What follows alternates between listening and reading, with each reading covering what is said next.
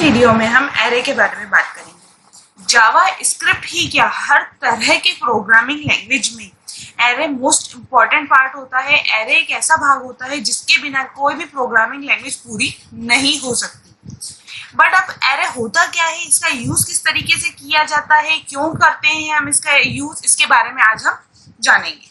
तो चलिए, यहाँ पर कुछ एरे के बारे में डेफिनेशन दी गई है, अपन इसको पहले एक बार पढ़ लेते हैं कि क्या बोला गया है। In JavaScript we can use array for storing two or more values in same variable.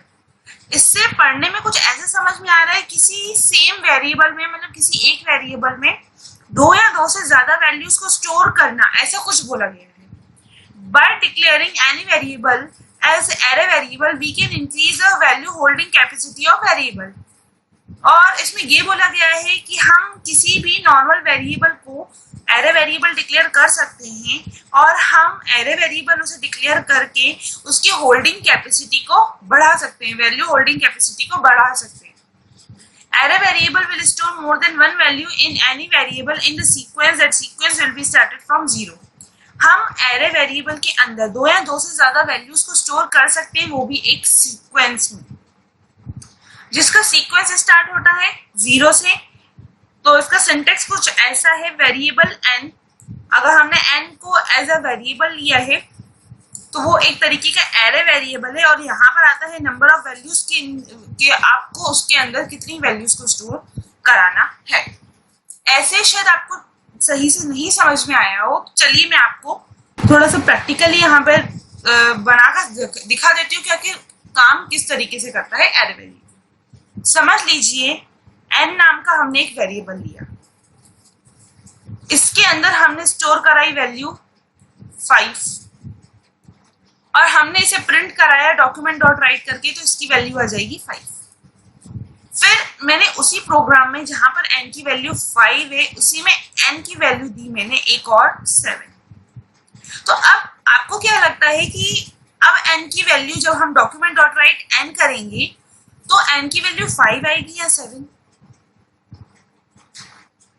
इसकी वैल्यू आएगी 7।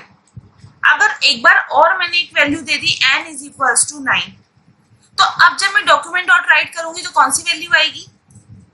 अब n की 3 वैल्यू हो गई, ये वाली आएगी, ये आएगी या ये आएगी? ऑफ कोर्स ये वाली आएगी। ठीक है, तो हम एक वेरिएबल के अंदर एक ही वैल्यू स्टोर कर सकते हैं, ये बात हम लोग जानते हैं। यदि मुझे मेरे प्रोग्राम में 50 वैल्यूज को स्टोर कराना है, तो मैंने कुछ अल्फाबेट्स ले लिए, फिर मैंने कुछ कैपिटल अल्फाबेट्स ले लिए, फिर कुछ स्मॉल ले लिए, फिर अल्फाबेट के साथ नंबर भी ले लिए। तो इस तरीके से यदि मुझे 50 वैल्यूज को स्टोर कराना है मेरे प्रोग्राम में, तो 50 वेरिएबल चाहिए लेंगे। यदि मुझे 100 स्टोर कराने हैं तो 100 वेरिएबल्स लेने पड़ेंगे। यदि मुझे 150 वैल्यू स्टोर करनी है तो 150 वेरिएबल लेने पड़ेंगे। मतलब जितनी वैल्यूज उतने वेरिएबल हमें लेने होते हैं। बट अब आप मुझे ये बताइए कि इससे क्या प्रोग्राम की लेंथ बड़ी नहीं हो जाएगी? ऑफ कोर्स इससे प्रोग्राम की लेंथ बड़ी हो जाएगी, तो जो कि हमारे लिए कहीं ना कहीं एक तरीके का प्रॉब्लमेटिक है। तो हम क्या करेंगे, एक n वेरिएबल को एक एरे वेरिएबल डिक्लेयर कर देंगे 50, तो उसके अंदर कितनी वैल्यूज स्टोर हो जाएंगी? 50।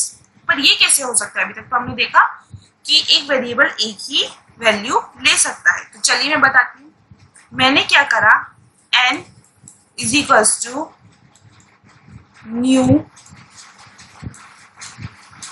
एरे कर दिया 5। मैंने कितनी स्टोर करा दी? 5।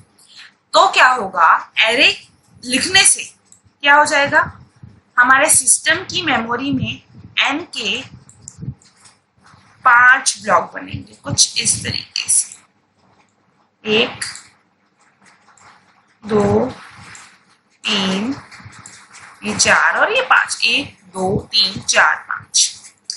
अब ब्लॉक का जो सीक्वेंस होता है वो कुछ ऐसा होता है, 0 1 2 3 4। इस तरीके से इसमें ब्लॉक बनते हैं, जिसका सीक्वेंस कहाँ से स्टार्ट होता है? 0 से। जैसे ही हमने एक वैल्यू डाली, वो कहाँ जाएगी? n के 0 वाले ब्लॉक में। समझ लो मैंने 4 लिखा, 4 आ गया। फिर मैंने दूसरी वैल्यू डाली तो हो जाएगी n के 1 वाले ब्लॉक में, जैसे मैंने 3 डाल दिया। अब जब मैंने तीसरी वैल्यू डाली तो n के जाएगी 2 वाले ब्लॉक में, जैसे कि मैंने डाल दिया 7। जैसे कि मुझे फोर्थ वैल्यू चाहिए इसके लिए 8, तो मैंने n के 3 वाले ब्लॉक में डाल दी। और लास्ट वैल्यू मुझे चाहिए 19, तो मैंने n के 4 वाले में डाल दी। तो कुछ इस तरीके से काम करता है हमारा एरे, जिसमें हम किसी एक वेरिएबल के अंदर एक से ज्यादा वैल्यूज को स्टोर कर सकते हैं। n है एक तरीके का नॉर्मल वेरिएबल। ये कौन सा वेरिएबल है? एक तरीके का नॉर्मल वेरिएबल ही है, बट हमने क्या लिखा, n is equals to new array 5, मतलब उसको नॉर्मल वेरिएबल ना करके एक एरे वेरिएबल बनाया और उसकी वैल्यू होल्डिंग कैपेसिटी कितनी कर दी, 5। आप इसी तरीके से 50 कर सकते हो, आप इसी तरीके से 500 कर सकते हो, आप इसी तरीके से 5000 कर सकते हो। वो आपके ऊपर है कि आप एक वेरिएबल के अंदर कितनी वैल्यूज को स्टोर करना चाहते हो। तो चलिए अब हम आते हैं, इसका एक प्रोग्राम देख लेते हैं। तो हमें क्या करना है, हमें कुछ प्रोग्राम में ये काम करना है, write a program to input 5 values in array variables and display them. हमें एक एरे वेरिएबल के अंदर 5 वैल्यूज को डिस्प्ले कराना है और उनको डिस्प्ले करना है। तो हम आते हैं कहाँ पर, हमारे कोड विंडो में, सबलाइन में, जहां पर मैंने एक फाइल बना रखी है ऑलरेडी, जिसको मैंने सेव भी करके रखा है java.html के नाम से। बस मुझे क्या करना है, इसमें कोड लिखना है और उस कोड को रन करके आपको दिखाना है। तो यहाँ पे हेड वाले सेक्शन में सबसे पहले मैंने स्क्रिप्ट ओपन कर दिया, स्क्रिप्ट ओपन करके साथ में क्लोज भी कर दिया। अब मुझे वेरिएबल देना होगा, तो variable n is equals to लिखना होगा मुझे new bracket open, sorry new array, क्या लिखना होगा, new array, ARRAY bracket open 5। ये चीज ध्यान रखिएगा कि एरे का जो वो रहता है, एरे का ए जो रहता है वो हमेशा कैपिटल रहता है। तो अब मैंने अब मुझे मालूम है कि भाई जैसे ही मैंने 5 लिख दिया, n के 5 ब्लॉक बने। तो n के 0 वाले ब्लॉक में मैंने क्या स्टोर करा दिया, एक वैल्यू को, न्यूमेरिक वैल्यू ले लेती हूँ 55। अब इसी तरीके से n के 1 वाले ब्लॉक में मैं दे देती हूँ कुछ अल्फाबेटिक। तो अल्फाबेटिक देने के लिए इन्वर्टेड कॉमा लगाना होगा, और यहाँ पे मैंने दे दिया,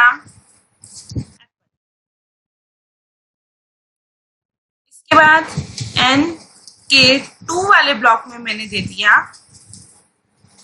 एक और अल्फाबेटिक वैल्यू दे देती हूँ मैं, मैंने दे दिया मारुति सुजुकी, ये दे दिया मैंने। अब n के 3rd वाले ब्लॉक में मैंने दे दिया एक न्यूमेरिक वैल्यू दे देते हैं 99, और n के लास्ट मतलब 4th, वैसे तो ये 5th हो गया, बट 0 से जब काउंटिंग सीक्वेंस में स्टोर करता है, ये मैंने आपको बताया है। तो ये भले 5th है, बट हमें कौन सा है, 4th वाला, इसको नंबर हमने इंडेक्स दिया हुआ है। इसमें मैंने दे दिया वेकनॉर,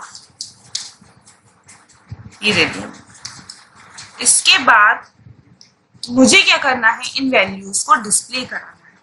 तो डिस्प्ले आप चाहो तो ऐसे भी कर सकते हो, document.write n0, document.write n1, document.write n2, या फिर एक और सरल तरीका है मेरे पास, लूप चलाना।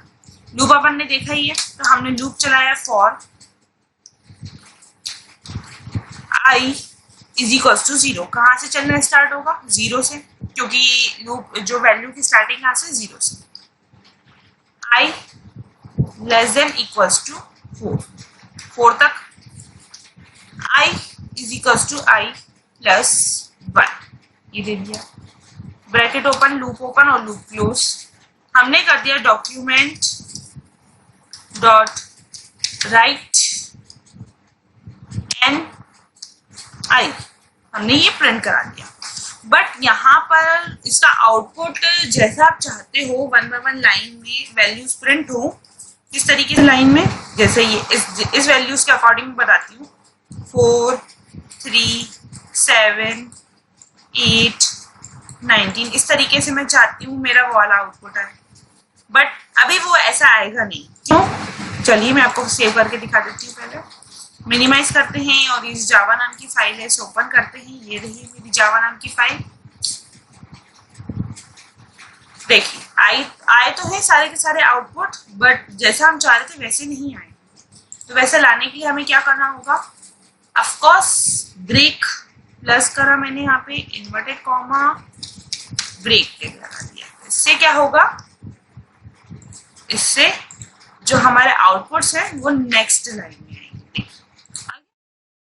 तरीके से हमने यहाँ पर कितने वेरिएबल यूज करे?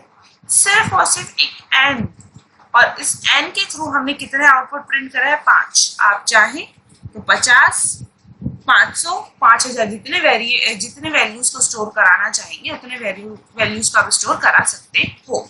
तो एरे का काम ही ये होता है कि एक से ज्यादा वैल्यूज को अपने अंदर स्टोर करना। किसी एक वेरिएबल के अंदर एक से ज्यादा वैल्यूज को स्टोर करना, और वो सभी वैल्यूज का जो इंडेक्स स्टार्ट होता है वो 0 से होता है और सभी वैल्यू सीक्वेंस में स्टोर होती है।